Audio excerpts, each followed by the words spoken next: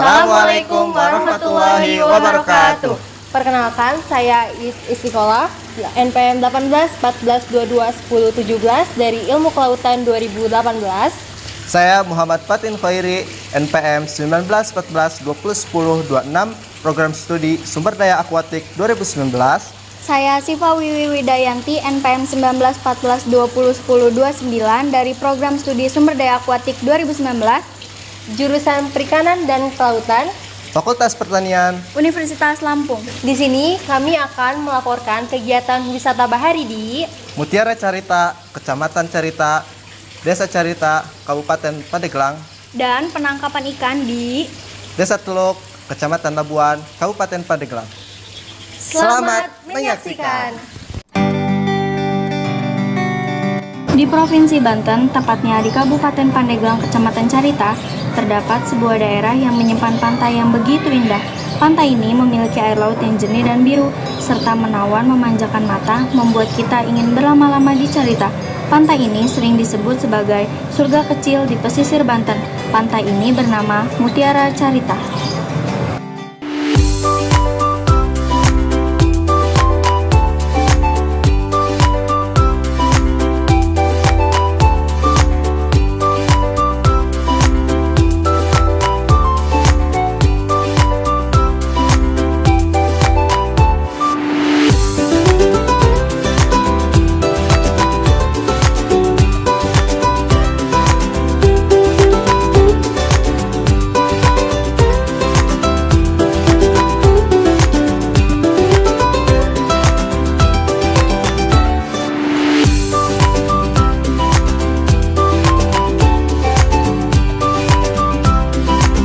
Assalamualaikum warahmatullahi wabarakatuh.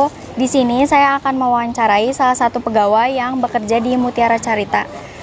Di sebelah saya sudah ada Bapak yang bekerja di sini. Selamat pagi, Pak. Siap, perkenalkan, nama saya Siva Wiwi dari Universitas Lampung. Boleh perkenalan dulu, Pak, dengan Bapak siapa? Saya Uding Saprudin, di manajer marketing Mutiara Carita Cottage. Ngomong-ngomong, Bapak sudah bekerja di sini berapa lama ya, Pak? Cukup lama ya, sekitar di atas 20 tahunan. Ya, cukup lama. 20 tahun ya. Kalau di sini itu biasanya pengunjung ramai atau biasa aja gitu, Pak? Kalau pas pengunjung kita pasca new normal ya, tingkat hunian kita 100%, terutama di hari weekend. Di hari weekday-nya cukup banyak juga. Setelah pas PSBB diberlakukan di Jakarta, terus di Banten, tingkatan hunian atau akupensinya agak sedikit berkurang. Tapi kita optimis lambat laun itu akan bagus kembali, akan penuh kembali. Berarti COVID-19 ini tidak terlalu memengaruhi penghuni yang tetap berkunjung ke sini ya, Pak ya? Kalau pasca awalnya sangat mempengaruhi ya, bahkan salah satu memporak-porandakan tingkat kunjungan di pariwisata, tapi pasca new normal tingkat kunjungan lambat laun sudah mulai agak bagus ya. Iya. Biasanya pengunjung itu dari daerah mana saja, Pak? Atau mungkin ada yang dari luar negeri? Rata-rata pas kalau kunjungan di Mutiara Carita dan khususnya di pantai-pantai Anyer, Carita sampai ke Tanjung Lesung ya. Di Pandeglang itu rata-rata dari Jakarta atau dari Jabodetabek ya. Luar negeri pun ada ya, ada, cuman mungkin pasca tsunami yang pas mungkin ada masih beberapa di bagian negara lain masih memberlakukan lockdown. Nah, untuk tingkat hunian yang dihuni oleh orang asing itu sedikit berkurang. Berarti kalau sudah ada dari luar negeri, Cottage ini sudah terluas ya, Pak? Maksudnya sudah diketahui nyampe luar negeri gitu, sudah terkenal. Iya, betul ya, seiring dengan pas kita ada dunia medsos ya, sangat membantu sekali, sehingga mensiarkan melalui promosi atau mungkin pamflet di bagian promosi. Adanya medsos sangat terkenal, dan ya mungkin bukan hanya di Indonesia, di luar negeri pun kan kita bisa diakses di medsos itu. Kalau untuk jumlah Cottage-nya sendiri di Mutiara Carita ini kira-kira ada berapa ya, Pak? Kita punya total kamar 120, maksud kami 120 kamar. Kalau cottage-nya kita ada 40 dan hotelnya kita punya 24 kamar. Untuk tarifnya sendiri Pak, itu apa dihitungnya per malam atau per kamar atau bagaimana? Berapa juga tarifnya? Untuk tarif umumnya kita ya ada yang pas ya umumnya per hari ya. Ada hotel kalau satu kamar, ada cottage di Mutiara Carita itu ada cottage, ada 2 kamar, ada 3 kamar, ada 4 kamar, dan Hotel Mutiara Carita banyak yang baru dan terbarukan. Terbaru ya Pak. Kalau untuk fasilitas di Mutiara Cottage ini ada apa aja ya Pak? Oh ya, baik, kita memanjakan tamu dengan berbagai fasilitas ya, mulai kalau pas anak-anak kita ada playground ya, ada juga baby jogging, kita ada rusa ya, ada edukasi, kita makan ikan di dermaga ya. Terus kita ada juga kolam renang khusus buat anak-anak ya. Terus buat yang lainnya kita juga cukup bisa lihat sunset, ada bistro ya buat lihat. Bahkan kita punya yang terbaru sekarang, yaitu kita ada kita kan kalau pas ikan umumnya di laut kita pelihara ya, kita pelihara dan rutin setiap pagi jam 9 atau jam 10 setiap pagi kita kasih makan ikan. Berarti tamu bebas ya Pak buat memberi makan ikan gitu di dermaga. Betul, itu? bahkan setiap paginya kita siarkan ke tamu, kita undang tamu untuk beredukasi di situ ya. Terus sekaligus untuk makan ikan. Ini sebuah ajang juga buat memperkenalkan flora dan fauna buat anak-anak kita. Iya. Terus apa Pak ya Pak? Apakah COVID-19 ini apa ada petugas beberapa yang terkena PHK gitu Pak atau? Kalau pas COVID ya mungkin kita semua karyawan Mutiara Carita khususnya tidak ada yang pas kita kena PHK ya atau pengurangan, nggak ada ya. Seiring mungkin dalam COVID aja kita hanya yang utama adalah mungkin ya semacam ya jaga jarak, pakai masker, itu hanya hand sanitizer, itu aja. Yang lain-lain kalau pas pengurangan ke karyawan tidak ada. Nah, COVID ini apakah pengunjung jadi sama kita tuh kurangi gitu Pak, kayak nggak boleh terlalu padat atau gimana atau bebas aja gitu. Yang penting menjaga protokol gitu ya.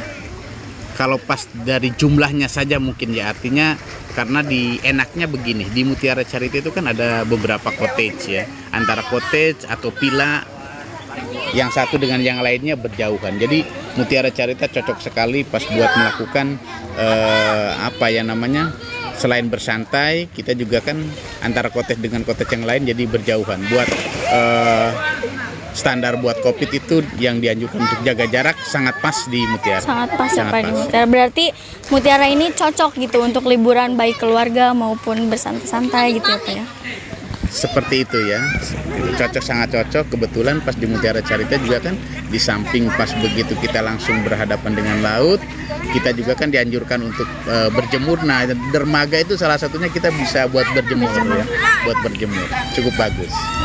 Baik, terima kasih Pak sudah mau diwawancarai. Terima kasih. Ya, cukup sekian wawancara dari saya. Wassalamualaikum warahmatullahi wabarakatuh.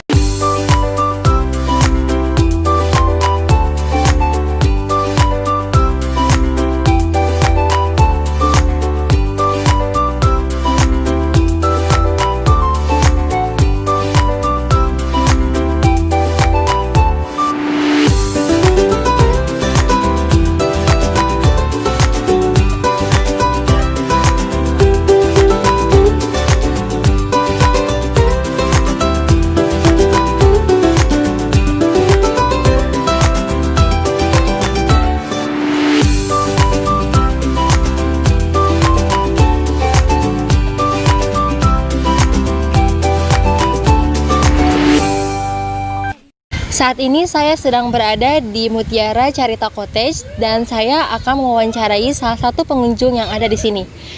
Baik, Bang, kita kenalan dulu ya. Nama saya Isti, nama Abang siapa?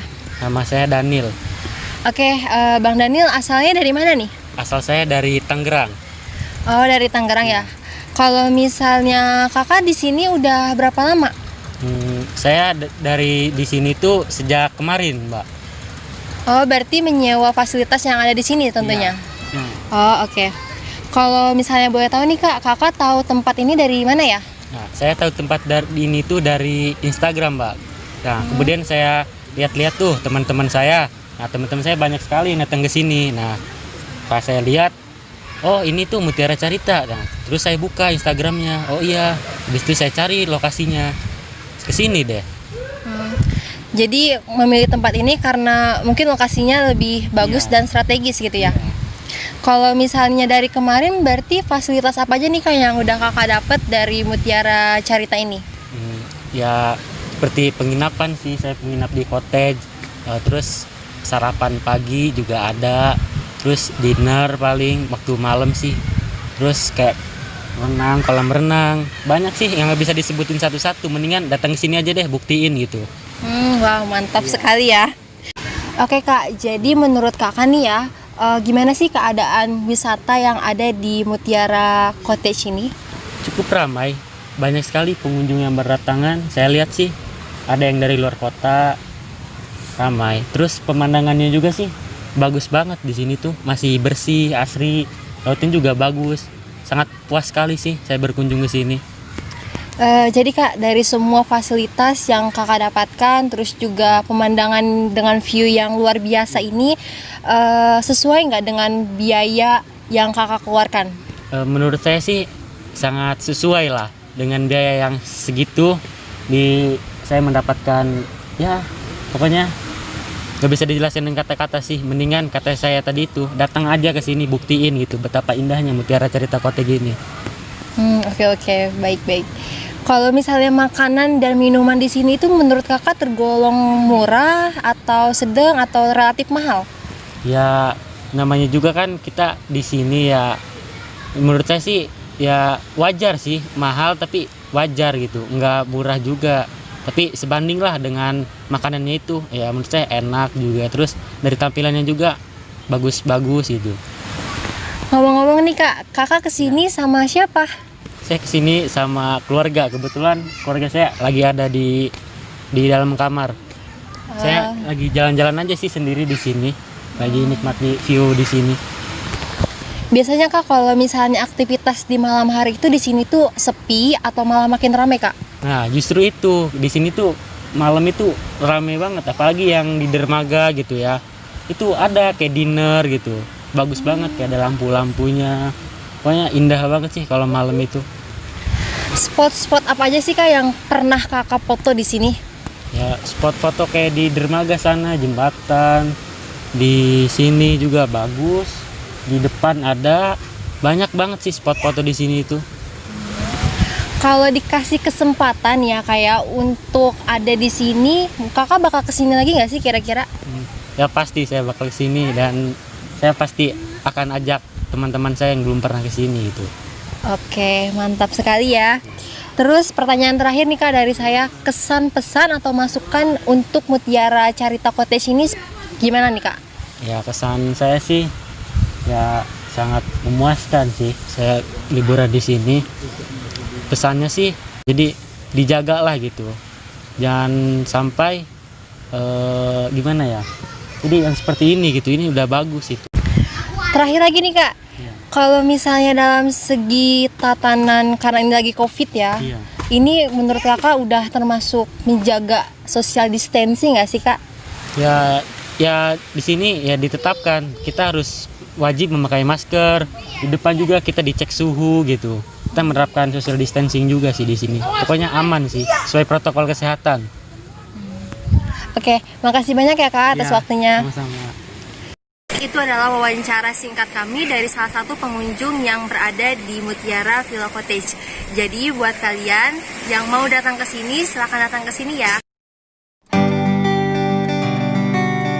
Siapa yang menyangka di balik pantai Carita yang indah dan menawan, ada para nelayan yang kurang diperhatikan pemerintah setempat. Banyak sekali problematika yang dihadapi Bapak Juju dan Johar misalnya.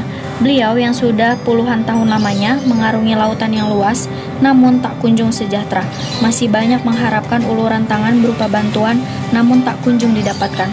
Muara yang menjadi sumber kehidupan pun sangat kurang perhatian. Banyaknya sampah, kedalaman air yang semakin dangkal tetap dibiarkan.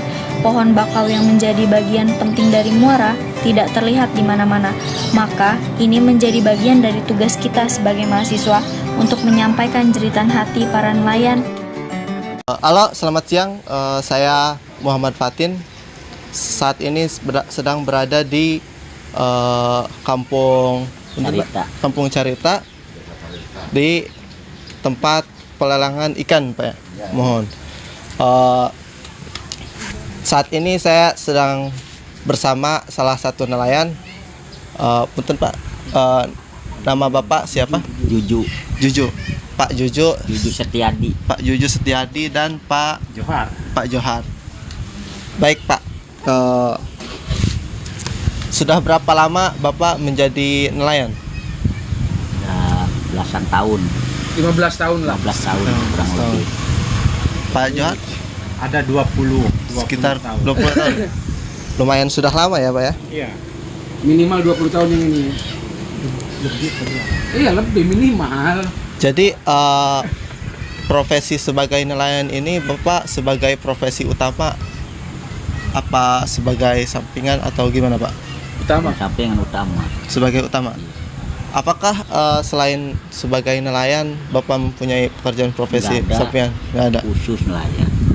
Kalau nggak ada ikan, nggak jajan, Nggak makan. nggak makan. Jadi Bapak menangkap ikan itu setiap kapan ini Pak?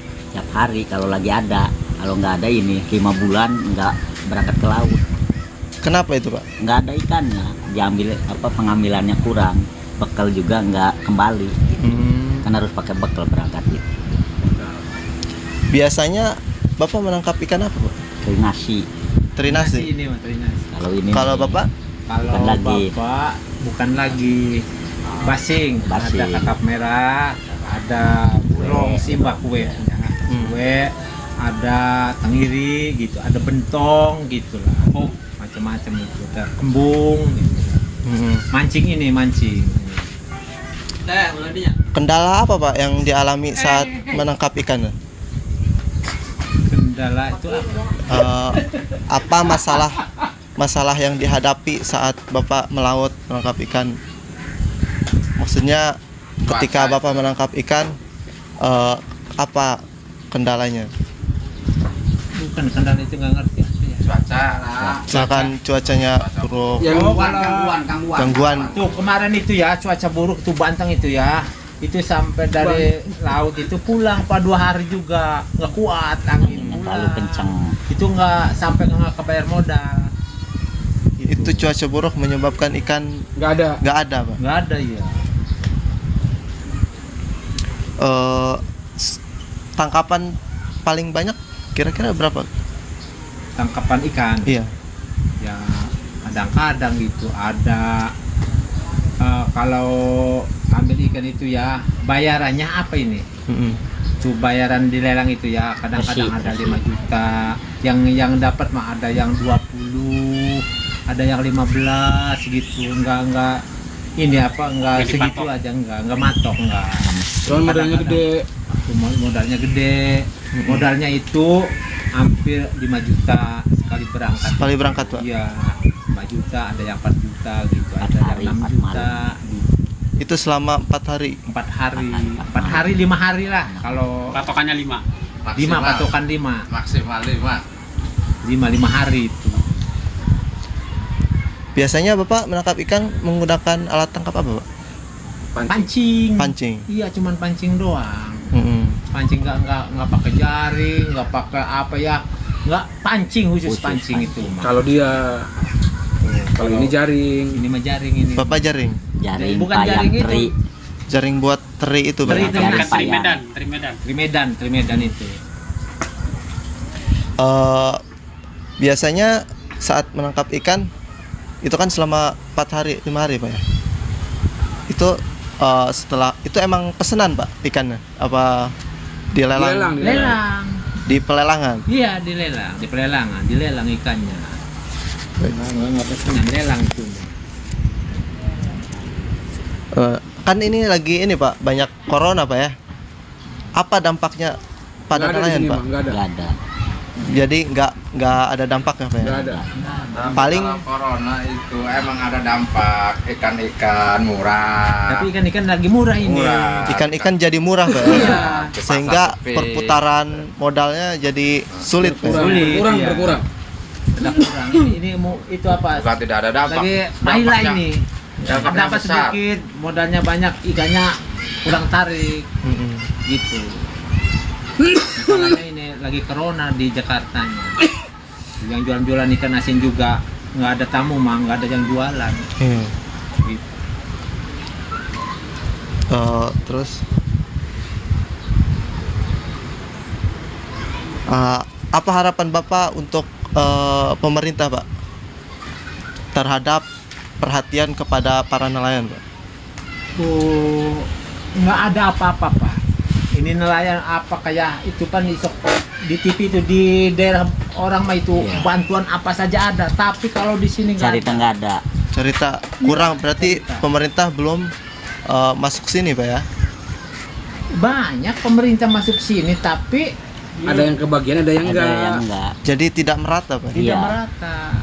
Kebanyakannya nelayan mah belum pernah dapat. Belum pernah satu pun dapat. dari dulu.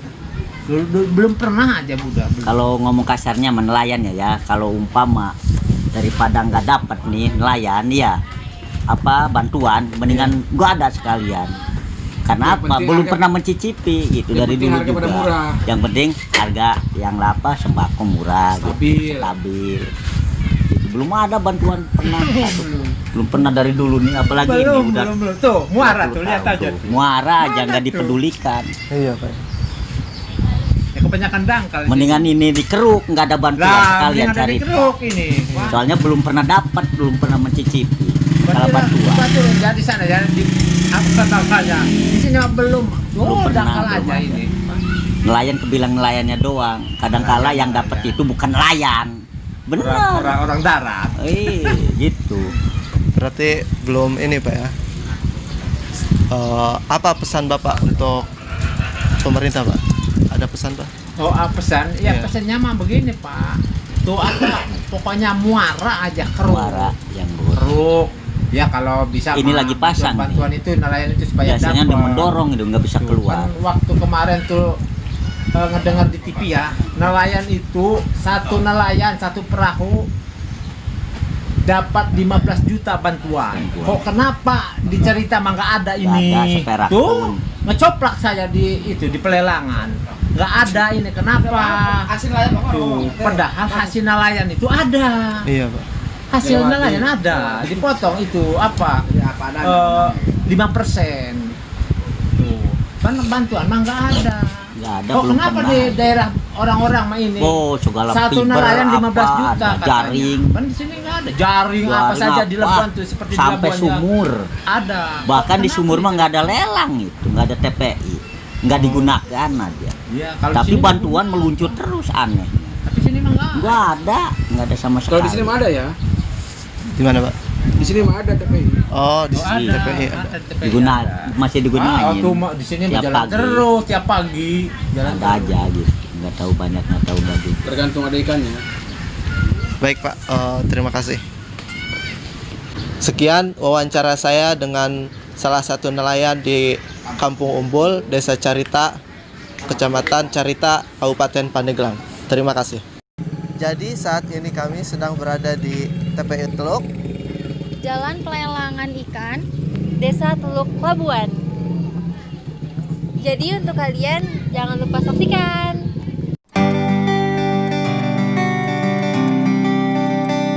PPI atau Pangkalan Pendaratan Ikan yang terletak di Jalan Pelelangan, Desa Teluk, Kabupaten Pandeglang ini digunakan sebagai tempat pendaratan ikan yang memiliki dermaga. PPI ini telah berdiri kokoh sejak tahun 2002. PPI ini sering sekali dijadikan sebagai kegiatan tambak labu perahu kapal perikanan untuk menyimpan hasil tangkapan laut yang diambil oleh nelayan. Selain itu, PPI ini juga dijadikan sebagai pusat kegiatan produksi, pemasaran, pengolahan hasil, dan pembinaan masyarakat perikanan.